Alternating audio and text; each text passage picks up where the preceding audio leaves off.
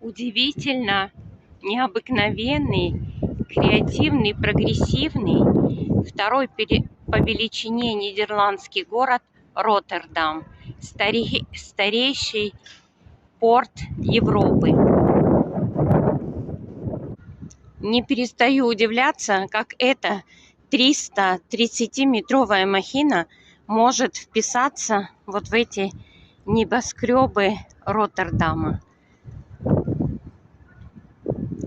Это съемка с нашего лайнера. Роттердам называют еще столицу велосипедов, потому что здесь, говорят, велосипедов больше, чем жителей страны.